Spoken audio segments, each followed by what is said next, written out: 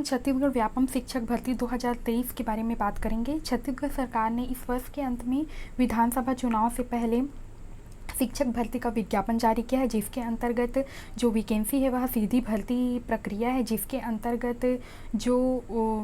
अंतर्गत जो उम्मीदवार हैं वे स्नातक होना चाहिए। सी टेट या तो फिर CGTET अनिवार्य है और 12th जो कंप्लीट हो चुका है और जिनके 12वीं में 45% हैं वे इस जो विज्ञापन के अंतर्गत जो फॉर्म आए हुए हैं उनको भर सकते हैं। तो इसके अंतर्गत उन्होंने 12,489 रिक्त पदों को भरने के लिए विज्ञापन जारी किया है, जिसके अंतर्गत उन्होंने 6,285 पद सहायक शिक्षक और 5,772 पद जो शिक्षक के लिए दिया हुआ है और 432 जो पद है वह व्याख्याताओं के लिए दिया गया है। इस जो CG व्यापम जो शिक्षक भर्ती का जो आवेदन फॉर्म है वह 6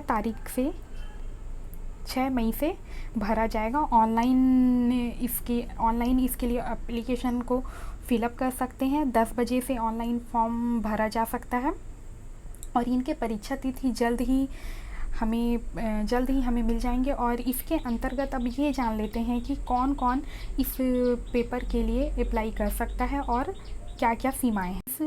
इस व्यापन के अंतर्गत ही इसमें व्याख्याता शिक्षक और सहायक शिक्षक की भर्ती के पोस्ट निकले हुए हैं। यहाँ पर जो व्याख्याता के पद में सिर्फ वाणिज्य, गणित और भौतिकी सब्जेक्ट वालों का ही निकला हुआ है।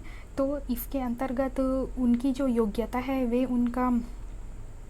उनका जो स्नातकोत्तर पूरा होना चाहिए और साथ ही बीएड अनिवार्य है और बीएड, डीएड या BPL सब अनिवार्य है। और जो सहायक शिक्षक फिर है शिक्षक के लिए जो शिक्षक के पोस्ट निकले हुए हैं 5,772। इसके अंतर्गत जो शिक्षक भर्ती के अंतर्गत जो योग्यताएं हैं वे है स्नातक होना चाहिए और न्यूनतम होना चाहिए 45% अंकों के साथ उत्तीर्ण होना चाहिए और डीएड अनिवार्य है। डीएड या बीएड या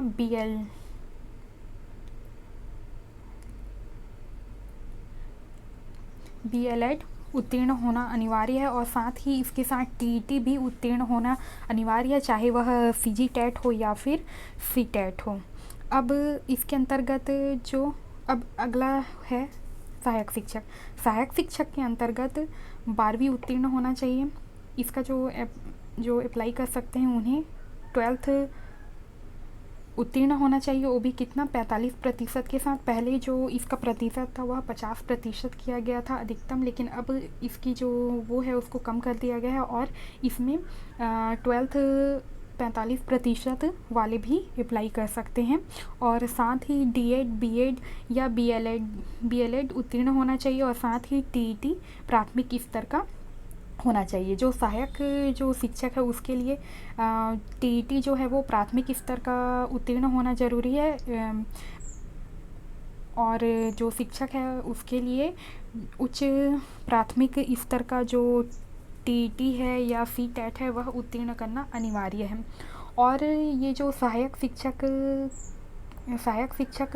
भर्ती में जो आवेदन कर सकते हैं वे कोई भी संवर्ग के लोग कर सकते हैं, कोई भी सब्जेक्ट वाले कर सकते हैं। पहले सिर्फ साइंस वालों को ये प्राथमिकता दिया जाता था, लेकिन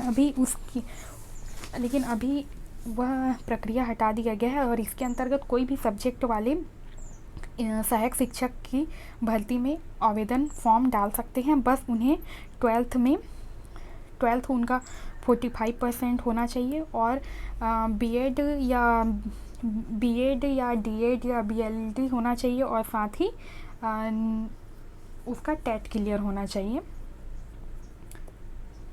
अब जान लेते हैं फॉर्म में शुल्क कितने लग रहे हैं। तो यहाँ पे वर्गों के हिसाब से सामान्य जो वर्ग है उसके लिए 350 लग रहे हैं, 350 फीस लिया जा रहा ऑनलाइन आवेदन का जो वो है। और ओबीसी के लिए 250 और एससी और एसटी के लिए 200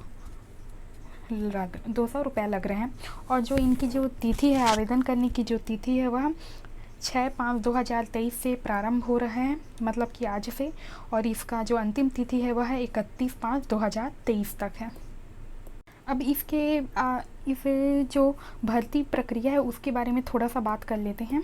इसमें जो दस्तावेज लग रहे हैं वे कौन कौन से हैं उसके बारे में बात कर लेते हैं। तो इसमें आपको इस फॉर्म को भरने के लिए पहला तो हमको आधार कार्ड लगेगा और रंगीन पासपोर्ट साइज फ़ोटो लगेगा और मोबाइल नंबर, ईमेल आईडी और आपका 10th-12th का मार्कशीट और साथ में ग्रेजुएशन, पीजी और बीएड का।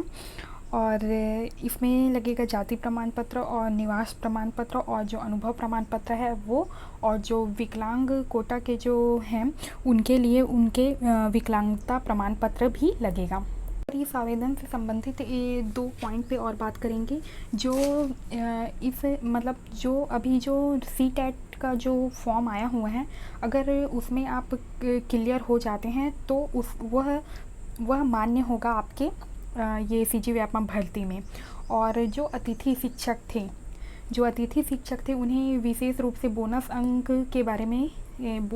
दिए जाने के बारे में भी बात किया गया है। इसके अंतर्गत उन्हें अन्य सभी पूर्ण वर्णित अर्हताएँ पूर्ण करने वाले स्कूल शिक्षा विभाग के अंतर्गत कार्यरत अतिथि शिक्षक को चयन प्रक्रिया में भाग लेने का अवसर प्रदान किया जाएगा तथा इन अतिथि शिक्षक को कार्य के प्रत्येक वर्ष के लिए 2 बोनस अंक दिया जाएगा। अधिकतम 10 तक प्रदान किए जाएंगे। ये अंक व्यापम द्वारा ली गई परीक्षाओं में प्राप्त कुल अंकों में जोड़े जाएंगे। तदनुसार अपडेटेड मेरिट लिस्ट तैयार की जाएगी। परंतु संचालय और लोक शिक्षण संचालय के कार्य अनुभव संबंधी प्रमाण पत्र प्राप्त करने के पश्चात ही बोनस अंक दिए जाएंगे। तो यह जो अतिथि शिक्षक थे उनके लिए बोनस अंक का व्यवधान किया हुआ है।